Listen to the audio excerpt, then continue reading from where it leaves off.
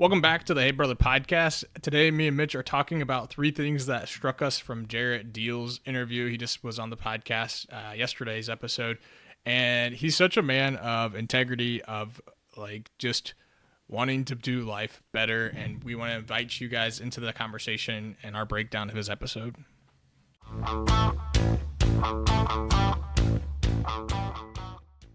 Speaking of invitations, one of the things that I took away from a personal level was his dedication to like building a community. Yeah.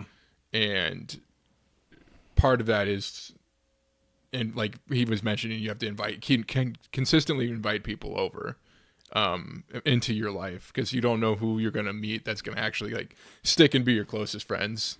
Yeah. And I could relate to like that. Like it was like an encouraging message for me. And like to the point where I was like, hey, I told my wife, I'm like, you should probably listen to this, because like I think it kind of hits the point in life that we're at right now. Hits home. Yeah.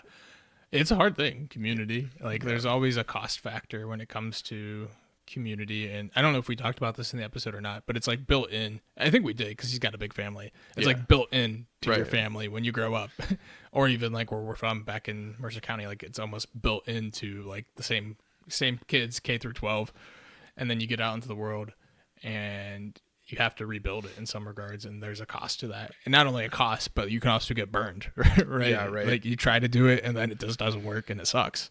And that's part of the vulnerability of building the community too, is that like sometimes reciprocity is not always there. Yeah. Which can hurt.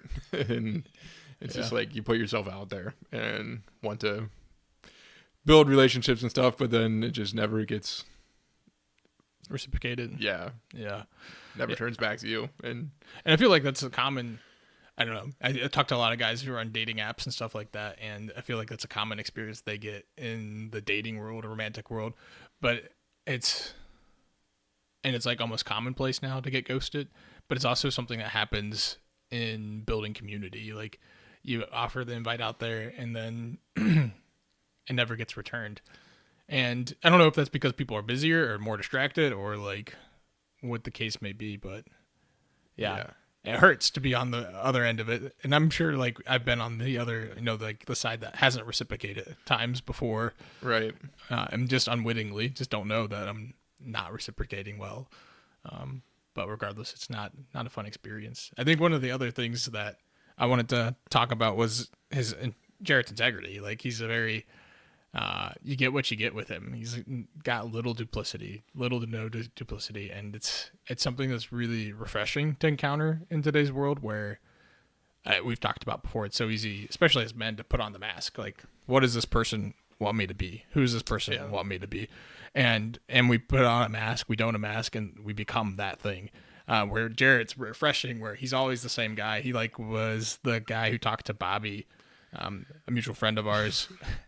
Who like Bobby asked him about his photography, and Bobby was like shooting like almost nude shots practically, like pretty risque stuff. Yeah. And Jarod's like, you're really talented, but I think you could be doing what you're doing better. and like most of the time, like people would shy away from that and just kind of like dodge the question, like change the subject. But like he very like much so wore who he was on his sleeve in that comment and challenged Bobby in the same time. Right. Like, which is, the gentle truth, right? Yeah. Which is sometimes not always like the truth hammers that you see out there. Right. Sometimes the truth hammers are good, but I think that there's room for that too, because like him and Bobby were at a pretty early stage in relationship. Now, like since they're brothers, like they could probably hit each other with truth hammers, and it wouldn't be so like alarming. It wouldn't like make things crumble down and fall apart, right? Right. Yeah. So there's like definitely a degree of freedom that happens in the kind of level of brotherhood that you're finding yourself in. Right. So, yeah. What else? What was the other thing that grabbed your attention? I liked what he said about being the master of your schedule. Yeah. And he's like, you can either let your schedule control you or you can control your schedule. And then he he went on to say something along the lines of like, he's like, time, like not having enough time is never an excuse. I don't know if he said it exactly like that, but that's what I was pulling out of it. Yeah. And he said it's just a matter of priorities. And like it just made me think of a like example I heard one time. It was just like, if you work 80 hours a day and you don't have time to go out and hang out with a beer with someone in a certain week, then that week goes on and you don't make that plan. And that you just don't do it, right? But in that same week, instead of getting a beer with someone, what if that task was like your water heater broke and now it's leaking all over the floor, right? Yeah. All of a sudden in that same schedule, you have the time to fix your broken water heater. Yeah.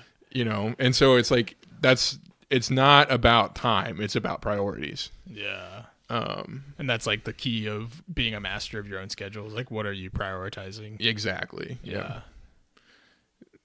So like, yeah, go hang out with someone like it's a broken water heater.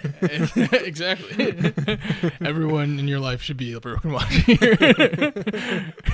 I mean, there's like a certain sense of urgency that like that comes with that broken. Like I've had like I went 3 for 5 last week with broken appliances, and I'm like I'm up to my head in like house projects right now, and but there's like certain urgency that you feel in like trying to get those solved, and it's like how do we treat relationship with the same kind of urgency, whether that's like with our wives, with our children, or like with a brother, right? Like that should be treated with urgency. For whatever reason, we don't prioritize it.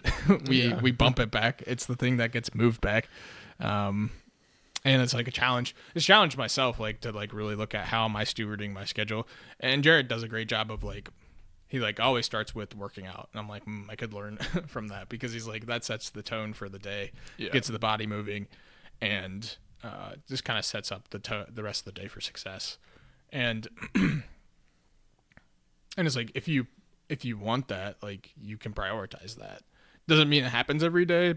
Maybe not. But like, there's a difference between prioritizing something and like, you know, building a habit and making it. There's steps to making that happen. Yeah, right. James Clear's book's great on that. Atomic Habits. You should read it. I don't know if you have. No, I haven't. You should listen to an audiobook. There we go. Because I think you'd be more likely to listen to an audiobook. But I just started my free trial on Audible. There we go. Earlier this month. Yeah, nice. It's available on Audible. But those are the 3 things that I think are good. I mean, if you guys want to check out the whole interview, it'll be listed as the next video to watch here on YouTube. As always, these are me and Mitch's thoughts. Someday we'll get it. Did it work? These are me and Mitch's thoughts. We want to join in the conversation below. What was one thing that stood out to you from Jarod's interview, or one thing from this breakdown of his interview that you found interesting, or maybe you disagree with something we're saying? Go ahead and throw that down in the comments below, and we'll catch you guys next week. God bless.